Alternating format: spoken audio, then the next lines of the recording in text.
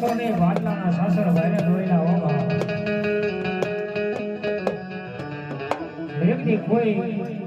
માથા ભાઈને માણા હોય મુસે લીંબુ ફેરવતા હોય એવો માણા હોય કોઈ